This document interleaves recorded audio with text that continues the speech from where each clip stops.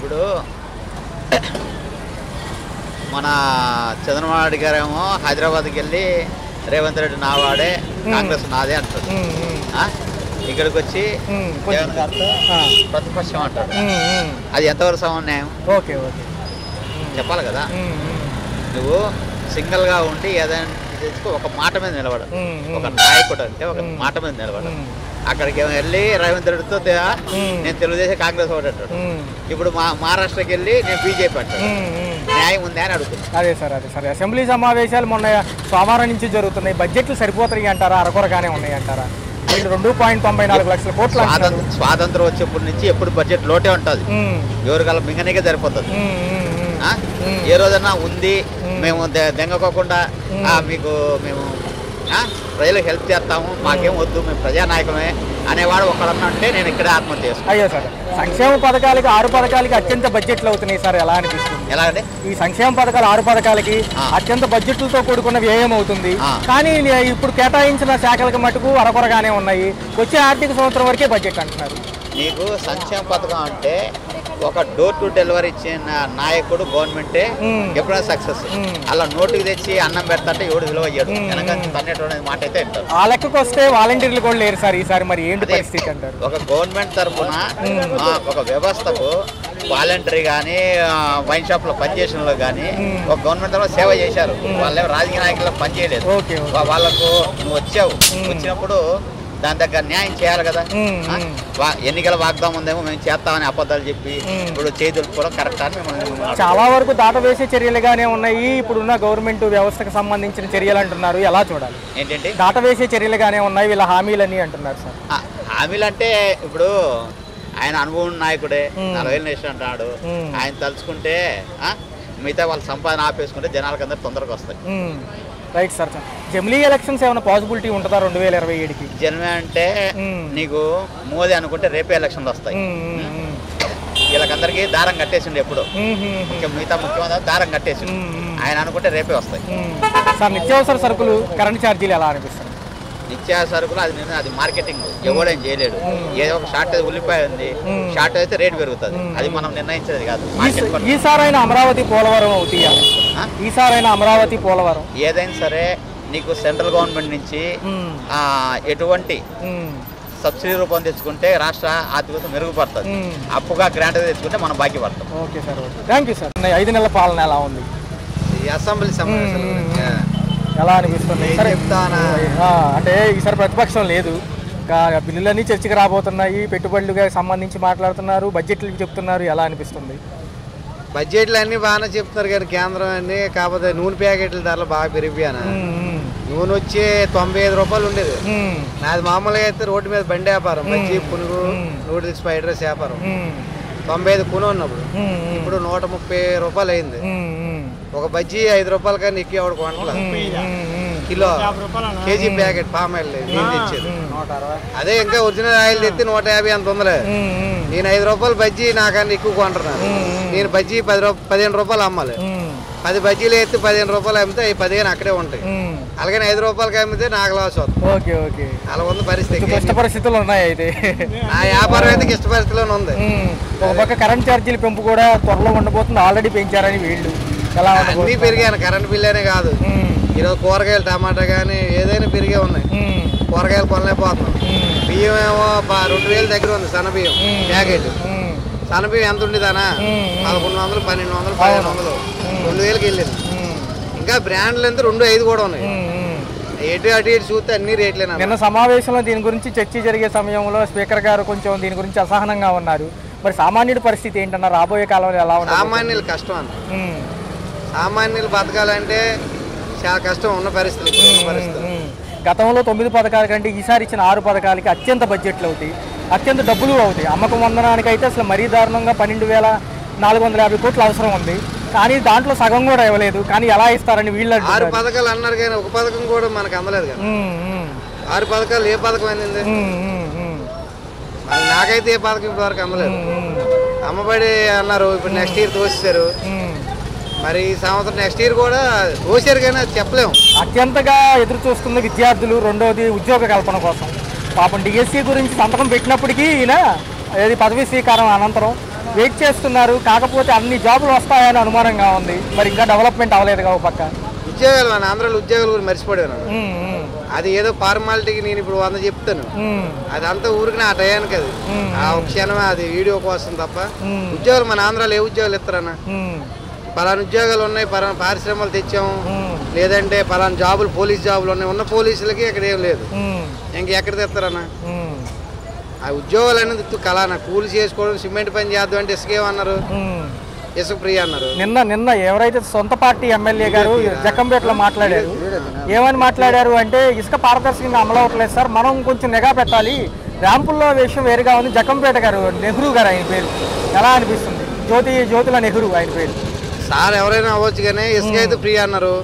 ఈ రోజు ఇసుక దగ్గరికి వెళ్తే ఉన్న అంతకు ముందు కానీ ఇప్పుడు డబలే ఉంది తప్ప ఇల్లు వెనక్కి వచ్చాం, ఇల్లు ఆపేసాం, పునాదులు కట్టి ఆపారు. అయ్యో అయ్యో, ఎందుకంటే ఇప్పుడు ఉన్న దాని బడ్జెట్ పెరిగిపోయింది, పేరుకే ఫ్రీ కానీ డబల్ అయిపోయింది, మనం ఏం చేయలేము అన్నయ్య గారు. చూస్తే 4 ఏళ్లలో పోలవరం అమరావతికి ఎలా ఉండబోతుంది? ఇంకా వేచి చూడాలంటారా? చూపులు అవుతాయి అంటారా? ఇలా మా పెద్ద అమ్మాయి పెళ్లి అయిపోతుంది నాకు తెలిసి. పోలవరం గురించి టాపిక్ మాట్లాడితే అది ఏ ప్రభుత్వం కావచ్చు, చిన్నప్పటి నుంచి పోలవరం అంటున్నా నాకు తెలిసిన కానీ ఆ పోలవరం ఓపెన్ అయింది లేదు, నాయకులు కొట్టుకుని దాన్ని అలాగే ఎడతా అంటారు. లాస్ట్ మూమెంట్ ఓపెన్ చేద్దాం అనుకో అన్నారు కానీ అది అక్కడికి వచ్చేప్పటికి దాన్ని మళ్ళీ అలాగే ఎడుతున్నారు. సచివాలయం స్టాఫ్ హౌస్ హోల్డ్ సర్వేలను చేస్తున్నారన్న, అయితే పథకాలు తీసేయడానిక ఉంచడానికని భయం ఏర్పడుతుంది మళ్ళీ జనంలో. ఎందుకంటారు అసలు జియో ట్యాగింగ్ చేసి చెప్తానంటున్నారు. పథకాలు అయితే ఆయన 10 చెప్పినా 10లో కనీసం 9 అమలయ్యాయి.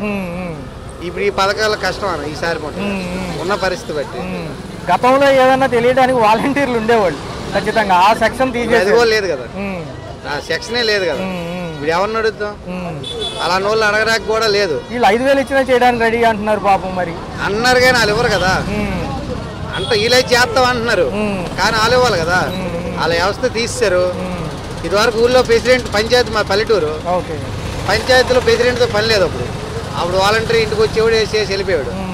ఇప్పుడు తెల్లారి ప్రెసిడెంట్ దగ్గరికి వెళ్ళి అయ్యో బాబు మన అనవసర పరిస్థితి వచ్చింది మాకు. ఆయన అనకపోతే ఇప్పుడు మాకు ఈ దారి లేదు.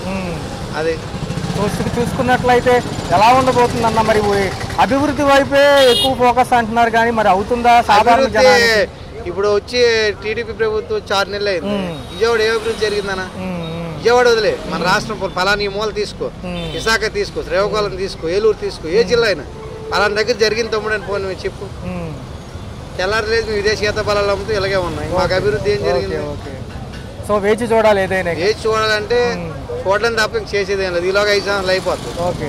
వేచి చూడటం మిగిలింది. జమిలీ ఎన్నికలు సాధ్యమేనా? నా దేశం మొత్తం ఒకేసారి పెడదాం అనుకుంటున్నారు ఈసారి, రాష్ట్రాల మధ్య గ్యాప్ అది సాధ్యం. పాలిటిక్స్ అంటే రాజకీయం, అది సాధ్యం అయ్యేటట్టు అసలు చేయరు, ఏ నాయకుడు చేయడు. పవన్ కళ్యాణ్ గారు సినీ రంగం నుంచి వచ్చారు, ఆయన ఎన్నో వాటిని ప్రశ్నిస్తున్నారు కానీ అవసరమైన సమయంలో అందుబాటులో ఉండలేదు. ఎలా అనిపిస్తుంది? ఆయన ప్రశ్నిస్తాడు కానీ ఆ ప్రశ్నకి సమాధానం దొరకట్లేదు. ప్రశ్నిస్తున్నారు కరెక్టే, ప్రశ్నకి సమాధానం లేదు, అది అమలు అవ్వట్లేదు. నిన్న మన హోమ్ మినిస్టర్ గారి గురించి మాట్లాడాడు, ఇప్పుడు ఆయన చేసింది పోనీ. ఆయన అడిగాడు, ఆయన అడిగిన కానీ ఇప్పుడు ఆయన మీద రూమర్స్ ఎక్కువయ్యాయి అన్న అడిగినంతకి. అలా ఉంది పరిస్థితి. రైట్. ఏదో చెప్పిన దానికి చాలా పొంతం లేదు. అంటే సార్ 2.9 లక్షల కోట్లు అన్ని శాఖలు సరిపోతాయి అంటారా? అరాకొరగానే ఇచ్చారంటారా? సార్ ఒక్క నిమిషం సార్. ఈ డిప్యూటీ సీఎం పవన్ కళ్యాణ్ గారు కూడా ఈరోజు సభలో మాట్లాడడం జరిగింది. నిన్న 3వ రోజు, ఈరోజు 4వ రోజు. సార్ సభలు ఎలా అనిపిస్తున్నాయి? అంటే ఎమ్మెల్సీ స్థానంలో ఉన్న ప్రతిపక్షంలో ఉన్న వాళ్ళే వచ్చారు తప్ప ఆ హోదా దక్కలేదని రానోళ్ళు ఎంతో మంది ఉన్నారు. ఎలా ఉండబోతుంది? అంటే మోనోపోలీ సభేనంటారా? హోదానికి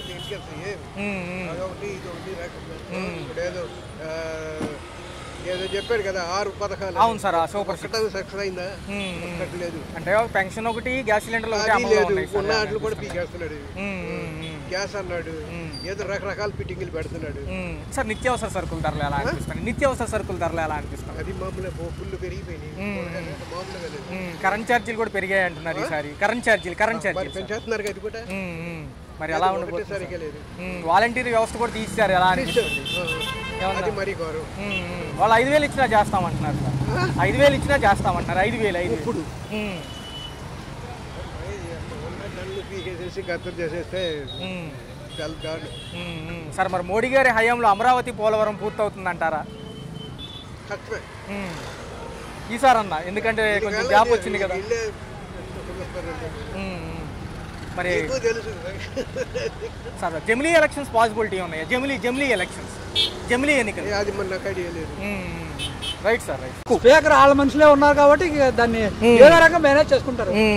మరి ఏంటి మేనేజ్ చేస్తున్నప్పుడు ఇదేముంది? ప్రతిపక్షం లేకుండా సమావేశాలు ఎలా ఉండబోతున్నాయి సార్? ఏది చేసినా రానిరు రాదు. నిన్న 2.9 లక్షల కోట్ల బిల్లులు పెట్టారు ఏదైతే బడ్జెట్ సమావేశానికి సంబంధించి. ఎలా అనిపిస్తుంది? ఇక వాళ్ళకి బడ్జెట్ సమావేశాలే అతని వాళ్ళకి ఇది అంతే, ఏమి లేదు దాంట్లో. పారదర్శకంగా ఉండదంటారా? ఇంకా అవకాశం ఉండదు, రానిరు కూడా. 8 బిల్లులు ఉన్నాయి, చర్చకి రాబోతున్నాయి. పాస్ చేసుకుంటారు. నిన్న చర్చకి రాని అంశంలో బస్సు పథకం ఒకటి, నిరుద్యోగ వృత్తి ఏమంటారు? అవన్నీ ఇక అయిపోయింది, ఇక జరిగిపోయింది. చేశారు అంటే 6 పథకాలు బ్యాలెట్ ఇది వచ్చేదాకా అంతే. 6 పథకాలు ఆడుకుంటారు. 6 పథకాలు ఇక గాలికేనా? ఇది ఇక రావు అవ్వు అవ్వు. అంటే వీళ్ళు నియమించిన అయిపోయింది, పబ్బం గడిచిపోయింది అంతే. ఇంకా ఏం చేసినా ఉపయోగం లేదు. ఇంకోటి రాదంటారా? రాదు. ఎందుకంటారు అసలు? ఎందుకంటే పాపం తీసారు కదా, వాళ్ళు ఇది చేయలేరు, దాన్ని ఏదో కవర్ చేయలేదు, ఇది చేయాలి. జనాలనే ఇప్పుడు ఇదైపోయినా ఇంకా ఎన్ని అనుకున్నా 5 సంవత్సరాలు అలా గడిపోతారు.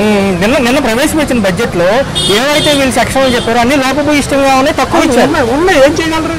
ఇప్పుడు లేదు ఇది వస్తే ఎక్కడ ఇది అని చెప్పి పోలీసులను పెట్టి ఇంకా అరాచకాలు చూసి ఇచ్చేసి కవర్ చేసుకోవడం కానీ ఏమి లేదు. ఎన్ని అనుకున్నా ఉపయోగం లేదు. అసలు ఒప్పుకోవడం తప్పు. అతను అమ్మకం 100 తూట్లు పడిచారంట. జగన్ ఒప్పుకోవడమే, ఆ బ్యాలెట్ కాకుండా ఈవీఎం ఒప్పుకోవడమే తప్పు.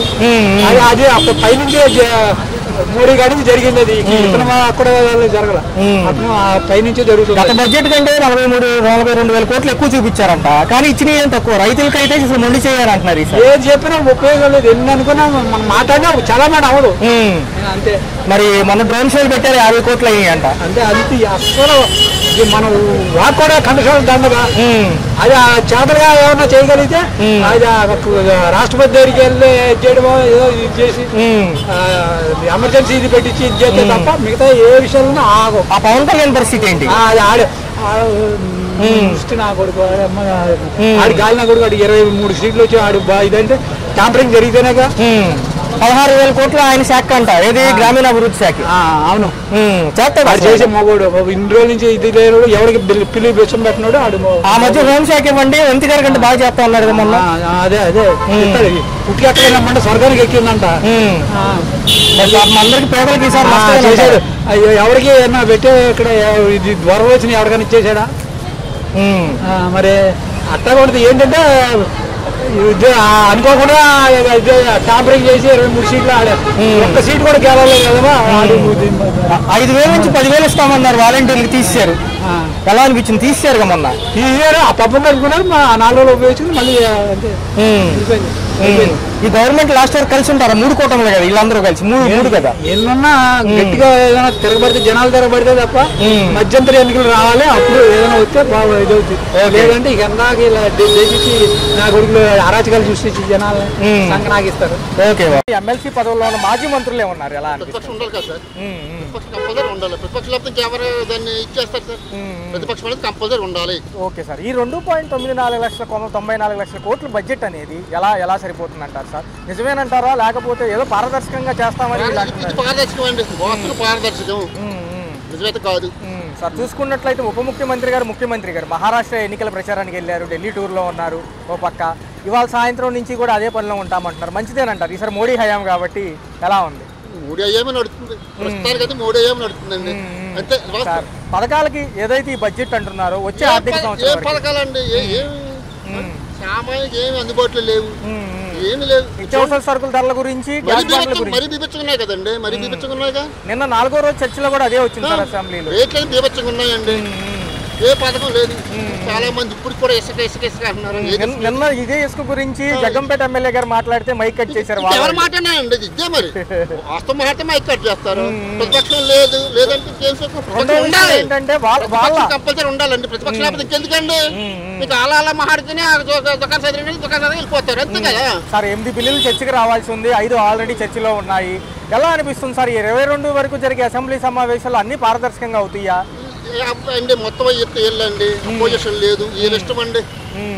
ప్రతిపక్షం ఉంటే ఏదైనా దాన్ని డిస్కస్ చేస్తారు. డిస్కస్ చేయకుండా పాత ఇది లేకుండా ఇంకా ఏంటి చదివేంటి ఓకే అయిపోయింది అంతే, ఇంకేం లేదు సార్. మొన్న 2 రోజులు కూడా గత ప్రభుత్వంలో జరిగిన వీళ్ళ అవమానాల గురించి చర్చలు జరిగినాయి సార్, అంతకు మించి ఏమీ లేదు. ఇయ్యే చర్చించుకుంటున్నారు, ఏది గతమే చర్చించుకుంటున్నారు తప్ప ఇందాక సుజనా చౌదరి ఏమన్నారు గతం వద్దు, గతం అయిపోయింది ఇందాక ఏది గత క్రితం, గతం వద్దు మనం గతాన్ని మళ్ళీ చర్చేస్తున్నాం. ఏది మన స్పీకర్ గారి ఇంకోటి గతం వద్దు కానీ కొత్తగా స్టార్ట్ చేద్దాం మంచి పదం అండి, అది మంచి అర్థం ఉంది అందులో. సార్ జమిలీ ఎలక్షన్స్ కూడా అవుతాయి అంటారా? అవుతే చాలా మంచిదండి. 2027కి అంత పెద్ద యంత్రాంగం ఉందా మనకి? లేదు సార్, పెద్ద పెద్ద రాష్ట్రాల్లోనే అది స్లిప్పులు తీస్తున్నారు.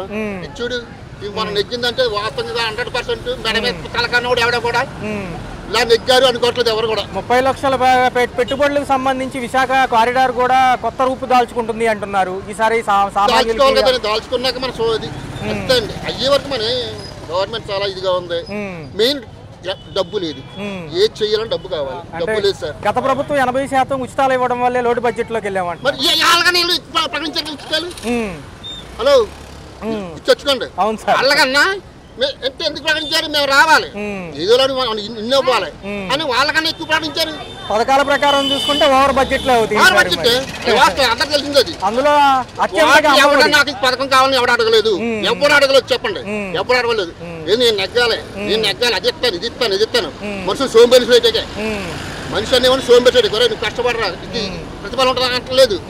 నువ్వు ఇంటికా ఆ భవతి ఉపాధ్యాయుల భర్తీ కాడి నుంచి 20 లక్షల ఉద్యోగ కల్పన అంటున్నారు.